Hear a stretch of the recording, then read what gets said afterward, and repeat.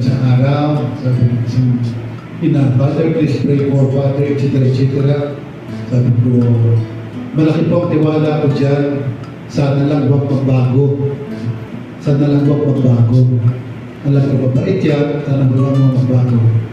Sabi ko, ina, hindi po magbabago yan.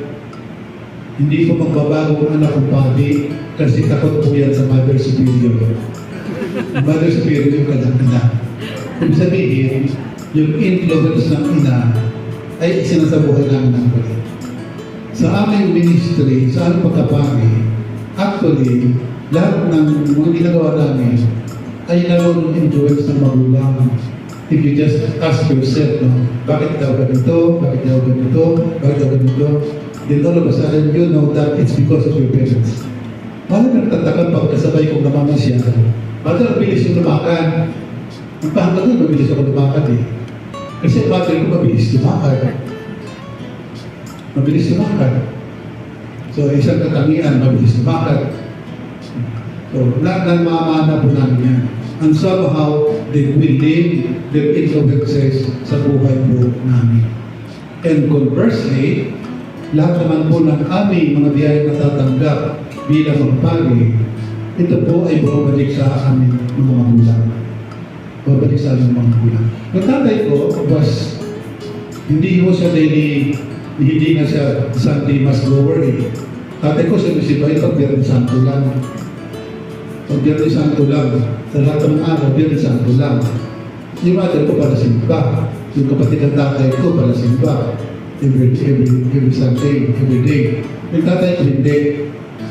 Pero habang ang palapit sa ordination, ang tatay ko palapit din sa simbahan. At yung focal point ng kanyang buhay ay nung magbukas yung Porcilio House sa amin na of all people, ang rector ay si Padre Pilar. Hindi pa uso yung hindi ko na bakit nagpo-Porcilio sa amin. Nag-Porcilio sa amin, ang rector ay si Padre Pietro Batangas, Alfredo, pumasok ang tatay ko, nakilala niya si Padre Pietro, doon nagsimula ka ng paglapit sa simbahan. God always finds a way.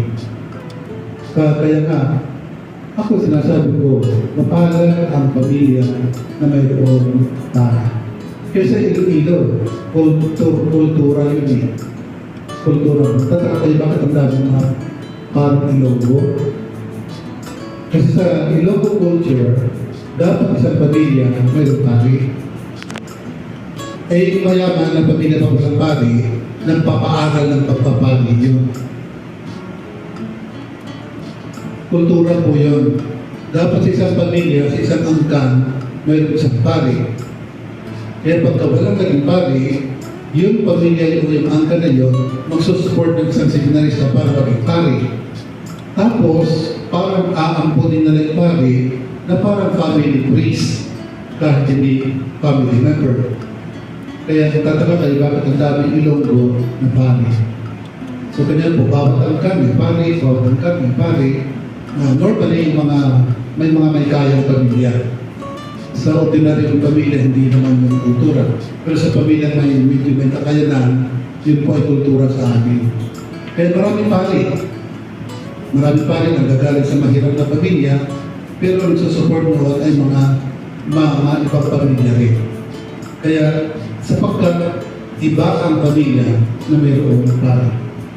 Ang ay believe na sa lahat ng taong binibiyayaan ng Diyos dahil sa pari, ay namumuna po doon ang kanyang mga magulang. Kung si Flora ay namatay na wala anak na pari, minsan nang namimisahan niyan, baka hindi pa nga mamisahan sa bahay. Sapagkat sa amin, hindi man puso yung isa sa bahay. Sapagkat sa amin pa hanggang ngayon, ang lalaking bayan, isa lang ang pari. Malaki ng bayan nila eh. Ilang pari dalawa kayo? Isa pa rin pari ninyo. May katulong na kasi napakalaki talaga ng bayan nila. So maraming bayan, isa lang po yung pari. At kalimitan, walang misa sa bahay. Hindi po uso yun. Nagkakamisa lang yung pagka-pamilya ay malapit sa simbahan. Pero after that, maaaring isa lang misa ulit sa araw ng libig. may bagong anak. Kahapon, may isang umaga, may isang gabi. May isa tayo ngayon, baka mamaya hapon, may tinatid ulit. Tinatid lang, kasi last day ng dulo. So, hindi ko ba din sabihin nakikinabang? Hindi naman sa nakikinabang. Pero talagang ang pinagbibiyayaan ng Diyos, ang unang binibiyayaan ng Diyos, pagka sa pamilya na yung pari, ay ang kanyang magulang. At sa aking experience, my parents died. I do not know. Wala kasi naging problema sa amin. Yung tatay ko kasi hinatatak, minsan hinatatak patay. Walang problema. Hindi kami naman problema. Kasi isang attack lang, patay. Yung mother ko naman, narinig niya yata yung kwento ng mother ko. Narinig mo ba din niya? Hindi nakikinig eh. Ilang beses ko lang kwento. Ang father ko at mother ko, never separated the whole of their life. Hindi sila nag-iwalay. Yung umalis ng isa, siguro overnight lang. Pero never sila nag-iwalay na kung saan hindi. At never silang nag-away. At least hindi namin narinig. Hindi ko alam kung nag-aaway yun. Kasi pag ang father ko pag nagsimula na magalit, yung tatay ko, kultura, lalabas ng bahay. Kultura ko yun sa ibang buwan. Pag ang ina ay nagsimulang magtatatatat, ang ama ay lalabas ng bahay. Pagka ang amang nagagalit, ang ina naman ay very malumanay, tama na. And husband normally, I'm not there. Pag-asawa mo kasi, tama na. O pala, I never. Pero sila, ang father ko ay kamatay, September 1. Inilibig noong September 7, 1997. Sabi ng mother ko, dito sa libingan ito ng tatay niyo, ako inilibig. Sabi ko sa mother ko, siya, maghintay kayo ng September 7, 2022. Doon na kayo pwede mamatay kasi 5 years tapos inubuksan ulit sa wala sakit yung mother ko. Pero after the burial, yung mother ko nagsimulang magkasakit. Nagsimulang magkasakit na nanghina ang bata, nanghina ang katawan, tapos ginawa din sa check up. Hindi ko maalam sa araw, meron na kami may sasakyan sa bahay. Sabi mo, saan galing sasakyan? Sabi mo, putit ko, may mana pala, yung mother namin, hindi namin alam. Binita niya yung lupa niya, binili ng sasakyan para mag-service siya ng monthly check-up sa Iloilo. Kasi madami kami. So, maganda, okay. Anyway, nabuhay siya ng 5 years. So, dapat kumamatay niya yung September 7, 2022. After 4 years, nagkasakit siya. Sabi, hindi pa po pwede, next year pa kayo pwede mamatay. Next year pa. Bumalik siya ulit. June ng 2022, nagkasakit ulit siya. Sabi ko, hindi pa kayo pwede mamatay sa September pa nga. Sa September. Sinusundo na ako ng tatay niyo eh. Hindi pa kayo pwede mamatay. Alam na September 5, sumama ka ng pagkatagda. September 6, nagpadala siya ng bahay ng kapatid ko na yung unang bahay nila ng tatay ko kung sila mag-asawa. Nagkasakit siya doon. September 7, dinala siya sa hospital, patay. Sabi ko, love can wait. Kaya kung nilibig yung mother ko, parang hindi kami masyadong kalungkot. Pag pinabalik ka lang ng kwento. Love can wait. Ang punto ko wala kami naging problema sa parents namin. Pati ni yung gastos, wala. Kasi nung magkasakit, patay. Tapos, yung mula sa tatay ko na hindi pala simba, bago siya namatay, naging konsinista siya, naging pala simba siya. Ako yun lang pinasasalamat ko sa buhay ko ng my parents. Even yung mga brothers and sisters ko, yung eldest namin, namatay, basta namatay, walang gastos. Ayaw na niyang magpagabak, ayaw niyang maghospital. Hanggang sa siya ay mamatay, alam ang pinitin niyo mag-hospital. Hanggang sa siya ay mamatay. Yung second to the eldest namin, Uoperahin na lamang siya, pinasok sa operating room, tumaas ang BP, inalabas, hindi na opera. The next time na sumakit yung tiyan niya, 12 years after, hindi na nasa hospital, patay. Wala. Ibig sabihin, we never have problems. So, parang isang biyaya din po yun. Isang biyaya po, isang biyaya po. Kaya gano'n din po, Padre continue. Di ba, minsan sinabi ko sa inyo, pag kayo may tutulong, ang tulungan ninyo yung pangit na makaskas.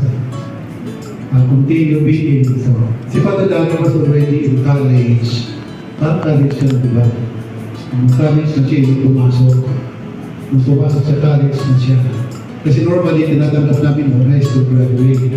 Si Padre was mature na, college level na siya nung siya. Graduate na o college level? Level pala. College level siya nung siya pumasok. Hindi na niya tinapos yung course niya sa labas. Pumasok siya sa seminaryo ng Alangan without knowing kung makatapos siya sa seminaryo o hindi. Kasi kung hindi siya tumuli sa seminaryo, babalik na naman siya doon sa kanyang kurso. Pero pinasok niya, tinuloy niya, at napakarami ng dinaanan. Ito yung nasa isa sa Jose na muntik na mamatay. Nagka-cancer yan.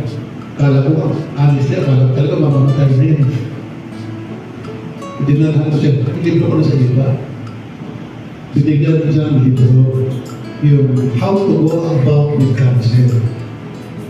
Kasi talagang ultimate, akala mo lahat, hindi na talaga siya makaka-recover. At yung kwarto ko ngayon actually, yun ang kwarto ni Padre Dani. Kasi sabi ko, sarap itong kwarto dito. Kahit magkasakit ako dito, alam ko, gagaling ako. Sa Padre Dani, nakakot ko balik.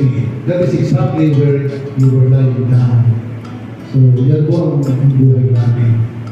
Dahil sa ipagkapali, the family is blessed, especially your parents, especially your mother. Tulad sinasabi ko kanina, mothers hold a special place in the heart of the Lord precisely but only because sila po ay nagkaroon ng isang anak na tao. Wala po katulad yun. No other person can feel like a mother to a priest because a priest only has one mother. Ina lang ang makakaunawa noon. Maaaring makikita ng ibang tao, pero only a mother can feel such blessing and grace from the world, which cannot be understood or comprehended. The people cannot comprehend. Sapagkat ito'y kaming biyaya na binibigay ng Diyos sa isang ina ng isang pari. Father Danny, we extend all the operators, kunti lang kami rito, pero everyone is praying for your mother. And counting, we are about including the mga matatanda ng mga operators. Sabi ng alis kung nasa 800 daw tayo mga 800 kasama natin yung mga inactive, yung talagang matatanda na, yung hindi nagkaroon ng meeting, although mga 400 lang yung active, half of which actually they're still praying. So you can imagine how much prayer we brought today for your mother's hope and faith. So we also hope na yung kanyang inaasahan dahil sa kanyang pananampalataya ay kanyang makamit. Sa ngalan ng Ama, ng Anak, ng Espiritu Santo. Amen.